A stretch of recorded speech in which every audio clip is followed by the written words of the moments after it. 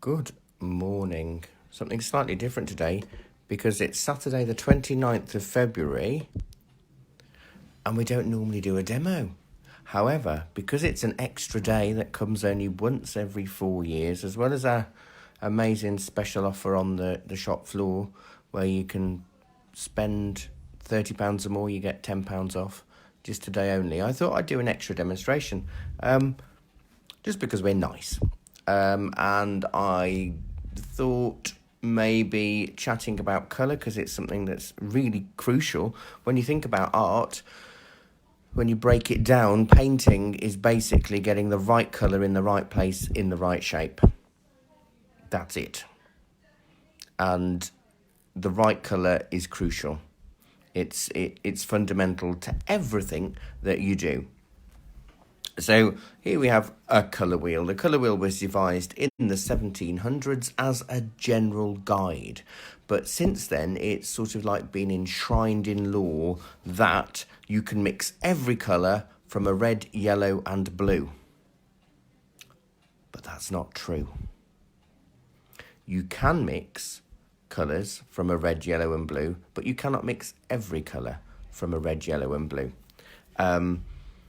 There is no combination of a red, yellow and blue paint where you can make light green, mid-green, dark green, light orange, mid-orange, dark orange, light purple, mid-purple, dark purple. Doesn't exist. In the world of paint, it is very different to the world of digital colour mixing and that kind of thing. So I thought we'd chat about that today. Good morning, Jackie. So it's a rough printout, but this is a colour chart from Winsor & Newton's professional watercolour. So if you go into any art shop anywhere in the world, or if you go into B&Q even, or anywhere that sells any form of paint, you'll find that this is true. So instead of having red, yellow and blue paint, my advice, which is the same advice as the Impressionists used and the same advice as the old Renaissance masters used, instead of having one red, one yellow, one blue, you have two reds, two yellows, two blues. Now, some people might call warm, cool colours. I'm not a massive fan of using those terminologies because a warm colour can look cool depending on its environment, and a cool colour can look warm depending on its environment. So we'll stick to the basis of science. So our eyes can really only see three visible colours on one colour at any one time. All the other colours get absorbed by each other. So in terms of paint, all yellows are either green-based or orange-based. All reds are either orange-based or purple-based, and all blues are either purple-based or green-based. That's it. There is no other type of paint. It always works this way. Even if a colour is labelled primary red, it is either going to be purple-based or orange-based. Usually, it's purple-based. If it's called primary blue, it's usually green-based, and if it's called primary yellow, that's also green-based. The computer printer ink, photocopier ink, magenta, purple-based, cyan, green-based, and yellow, green-based. So there is no other type of paint. There's just a lot of variety within the green yellows, orange yellows, orange reds, purple blues, green blues. So I've got a few bits of paint here that we can have a little look at. So I've just got a selection of colours that I use frequently. So this isn't the law, by the way. This is just a guide to help you improve your mixes. So if we say every yellow, doesn't matter which yellow, is green-based. Morning, Carol. Green-based or purple-based. So I use lemon yellow for my green-based and cadmium yellow for my orange-based. Every red is either orange-based, I use cadmium red, you could use vermilion, which is a good mix, or purple-based. I use sometimes rose madder, sometimes alizarin crimson, and sometimes carmine, depending on which set I use. And all blues are either purple-based. Really, ultramarine is only the pure purple-based blue. All other blues are green-based, like cerulean or phthalo blue. And it helps you on the colour charts if you see which bias each colour leans towards. So once you've decided, I'll take rose madder out and I'll take intense blue out for a moment. So once you've decided, that's basically, apart from a couple of earth tones, that's my colour palette. A green yellow, an orange yellow, an orange red, a purple blue, and a green blue. Now my life becomes so much easier because I'm not worrying about 72 colours, I'm worrying about 6. And we tend to avoid science and maths when we're doing art. However, art is all about science and maths. Colour mixing is purely physics. So with this, I'll show you how to get some very basic mixes to get the right colour you want every single time.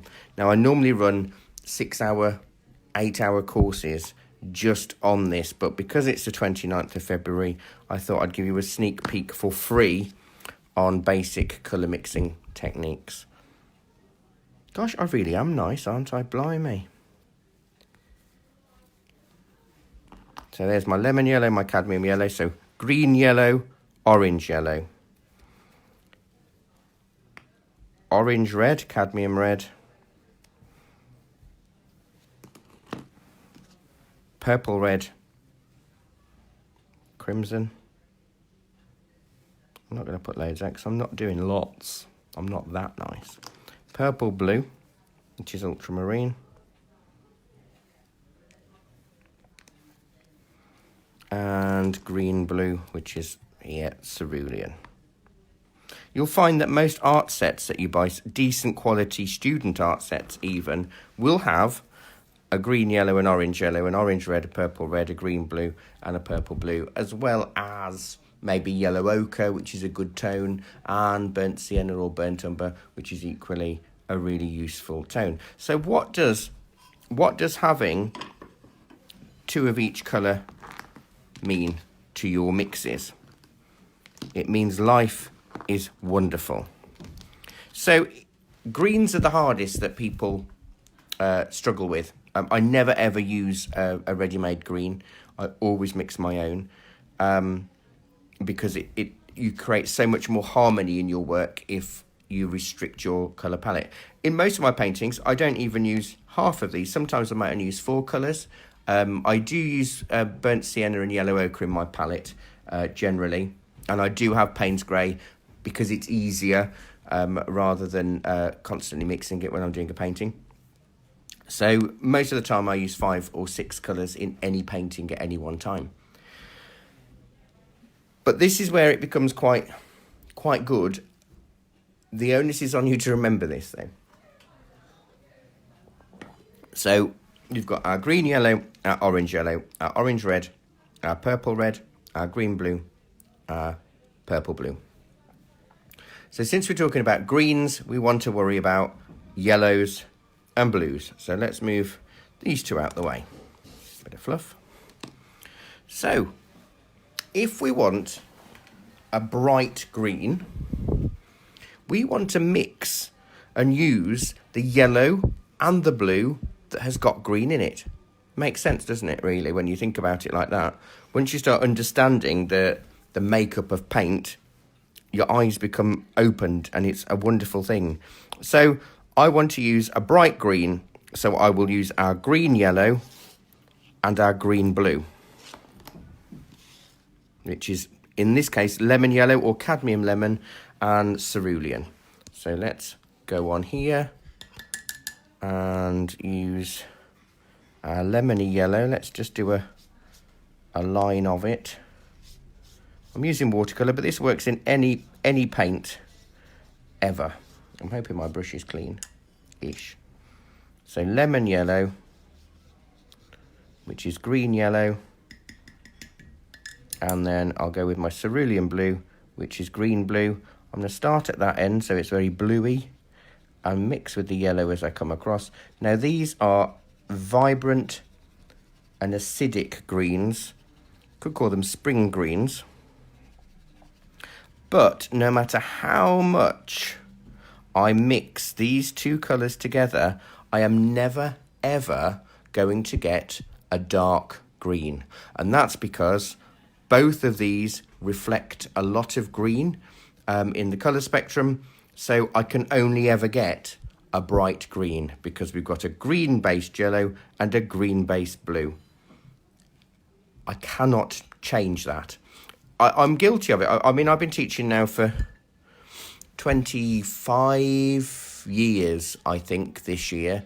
And obviously I started when I was 4. And I used to colour... My colour palette was Cadmium Red, Lemon Yellow and Ultramarine. Now, I'd bring those into my class and other students may have a different blue or a different yellow. And I'd be mixing a colour and they'd be mixing the colour using the red and the blue or whatever, and they wouldn't get the same mix as me. And I used to think, oh, for goodness sake, just add a bit more of the other colour or just add a bit more of that. And they'd never get it because I didn't understand how colour mixing worked, how paint worked, how we saw colour. It wasn't until I trained specifically in the science of colour mixing that I saw that I was really wrong. And I don't mind admitting that. But since then, I made it a purpose to make sure all of my colour mixing is accurate when I teach it. So we've got a bright green because we've got a green yellow and a green blue. And we can never, ever mix anything, any other shade of green other than that. Now with a mid-green, you've got two options. Let's bring our little colours back. I was tempted to draw little faces on these, but then I decided not to. So our bright green is from our green yellow and our green blue. Now from mid-green, you've got two options. As long as you keep one of the green-based colours, you'll get a mid-green. So I'm going to keep the cerulean blue, which is green-based. So that leaves me with cadmium yellow, which is an orange yellow, and cerulean blue, which is a green blue. So if I go with the cadmium yellow, I'm just using Bockingford watercolour paper and a number 4 round brush for this method. This is a lovely green, actually. It's a good summery green. So cadmium yellow, which is orange based, and cerulean blue, which is green based. So obviously, as you get towards the cerulean blue end, it's going to look similar to that one because of the quantity of blue that we're using. But as we mix it in with the more of the yellow, the orange comes into play and it restricts the amount of visible green. So therefore, we have a mid-green because we have an orange-based yellow but a green-based blue. So as long as we have one green-based colour in the mix, it will be a mid-green. So if we follow that logic and move those two out of the way, we'll get a mid-green from those two because lemon yellow is green-based, but ultramarine is purple-based. So no matter how much I mix that together, I'm never going to get that. Never. Because science tells us otherwise. So let's try our second mid-green. Put our lemon yellow down, which is the green base, don't forget. So we've got our green base down.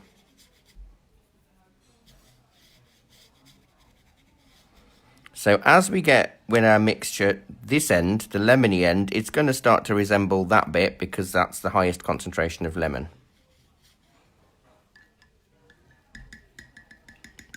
Hello, Georgie. And then I'll go with my purple blue. So we've got a purple blue and a green-based yellow. And that will give us a mid-green because one of our colours is green-based. Look at the difference. Absolutely staggering, isn't it? That no matter how much I mix those two together, I'm never going to get that mix, and I'm never going to get that mix. Because our bright green was a green yellow and a green blue. Our mid green here was a green blue and an orange yellow, and this mid green was a green yellow and a purple blue. So if you want to get a dull or dark green, you want to use the blue that has no green in it. Oh, look at that. Clumsy. And the yellow that has got no green in it. Let's just wipe that off because I'll need that later. There we go, pop that in there. So here I've got a purple blue and an orange yellow. So I've got ultramarine and cadmium yellow. So scientifically, they are not green-based colours. And you'll see this mix, and it's totally different to the other ones. Okay, so there's our orange yellow, and I'm going to go in with the purple blue, which is ultramarine. Look at the difference. So this is a nice wintry green. So I've got lots of shades of each one in there, but no matter how much I mix those two together, I will never, ever get a bright green because neither of those colours have got green in it. If you notice as well, for most of my painting, I'm only mixing two colours together. When you start mixing a third colour, that's when everything gets muddy because you're trying to constantly counteract the balance or get the balance correct. So you throw in a bit of one colour, it isn't right. You then throw in another colour, that's still not right. So you throw in a mud, and you've got a big pile of mud that doesn't work. So just by mixing two colours together and understanding how the colours work, it makes life so much easier in terms of your colour mixing and how fresh your paint looks. So I'll recap again with these, just so we know. There won't be a quiz later, so don't... Oh, look at that now. I've smeared that yellow all over that. For goodness sake, Barry.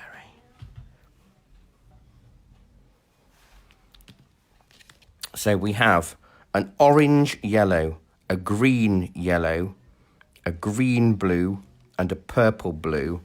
And look at the amount of mixes we've got in there. And a lot of those mixes you would probably find on a colour chart.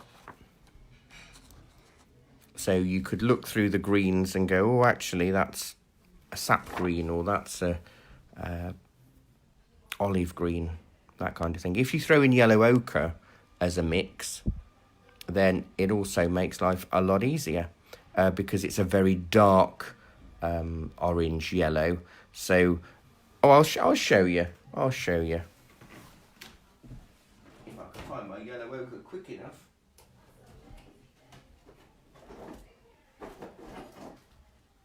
Here it is. So yellow ochre is a dark orange yellow. So it will react in the same way as cadmium yellow, but be darker. So if I mix yellow ochre, where's my bit? There it is. Yellow ochre and cerulean together, I get the most wonderful colour. I don't want much yellow ochre for this. And this is something that people always challenge me on, because if I use a lot of cerulean blue with this, look, I get amazing teals, turquoises, and duck eggs. Because people think it's quite hard to make turquoise. And it is, if you don't know how to mix colours. Everything's difficult if you don't know how to do it, isn't it?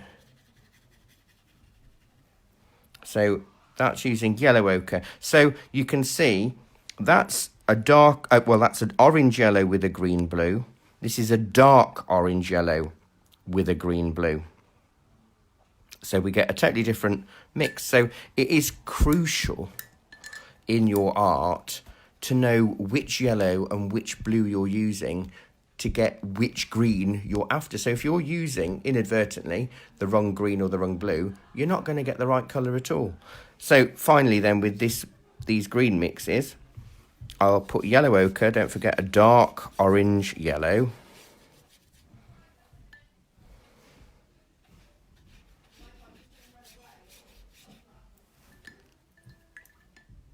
With ultramarine, which is a purple blue.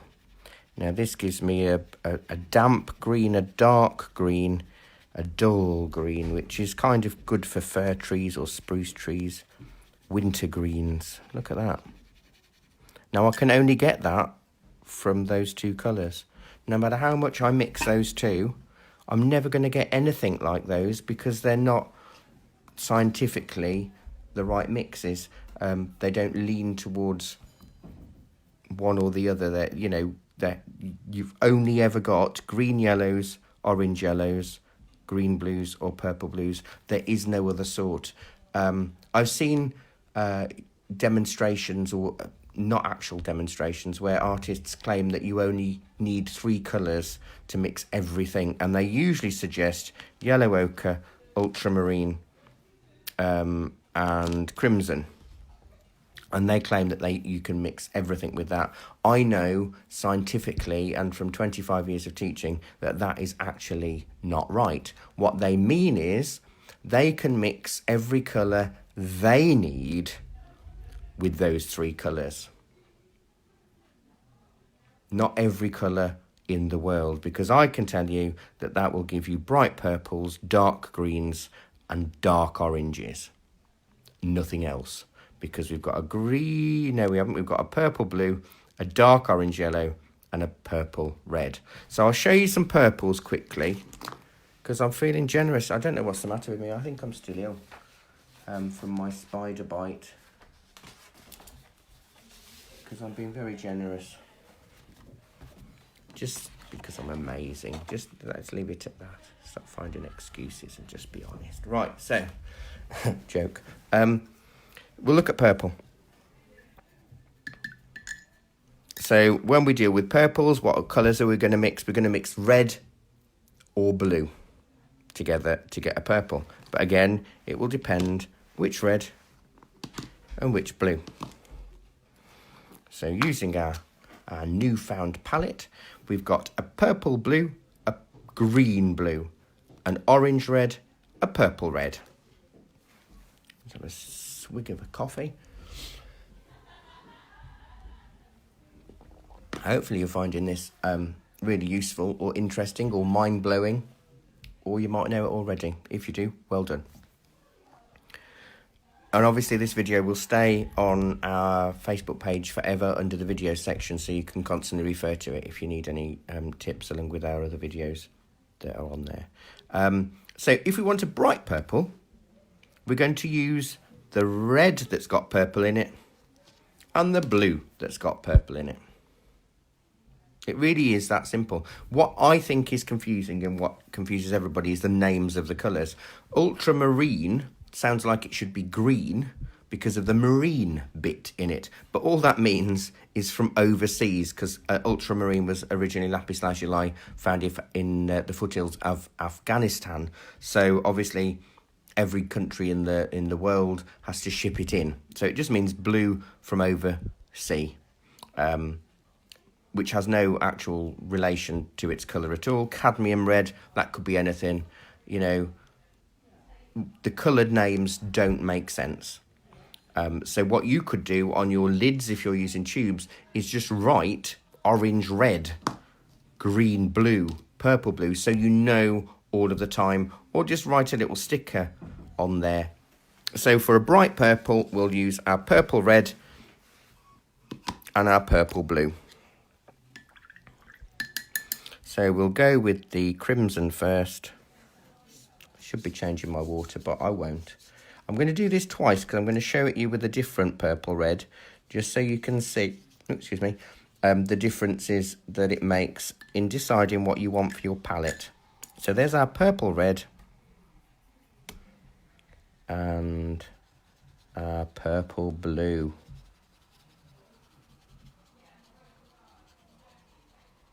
So we get bright purples. Perfect for flowers, sweet peas and stuff. Let's squeeze a bit of rose madder out, which is a very pink, a pinky red. Just a little bit. There we go. Looks very similar to crimson on the telly that you're watching it on, but it is more pink. So because there's more purple in this, because of it, the colour, it's lighter, I should get a slightly brighter purple. So we'll go with our ultramarine again.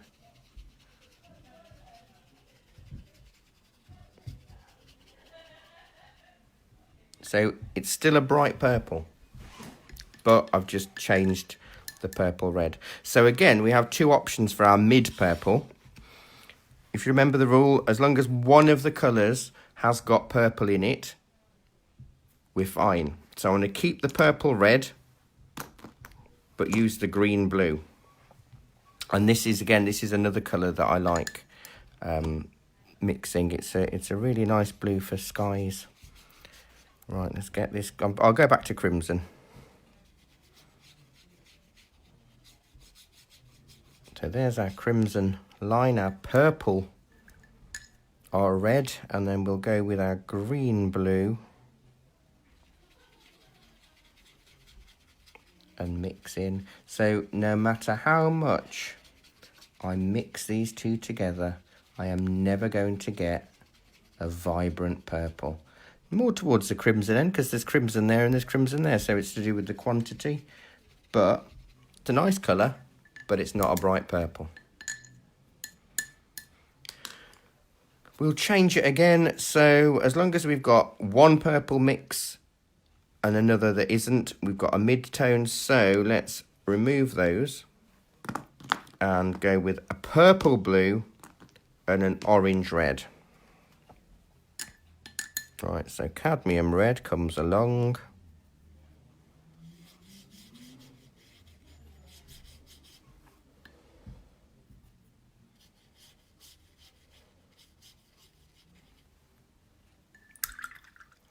And so orange, red, purple, blue. Da, da, da, da. Now this is a mid-purple, but cadmium red is what I call a hungry colour. Even in the student quality paint, it's quite opaque. So the orange in it takes over. So it often gives us more brown than purple. And then when we get towards the ultramarine end, it gives us more of a purple. Now, I use this for skies. It's wonderful for sunsets. You know, when if you've got like an orange sunset and you've got those purple clouds, that is a wonderful mixture for clouds. And now we come to the dull purple, which is the most confusing and visually the most counterintuitive of all colour mixes. Because to make a dull purple, we need a red that has no purple in it and a blue that has no purple in it. So actually, we're using cadmium red and cerulean blue. Now you can see there, next to each other, they look really punchy and bright. On our tile here, bright blue, bright red. So without understanding the science of colour, you might go, oh, I want a bright purple. I'll mix the bright red and the bright blue together. But you don't get purple at all because neither of them have got purple in it. Let me show you. So I'll put the cadmium red along the paper. So this is orange red.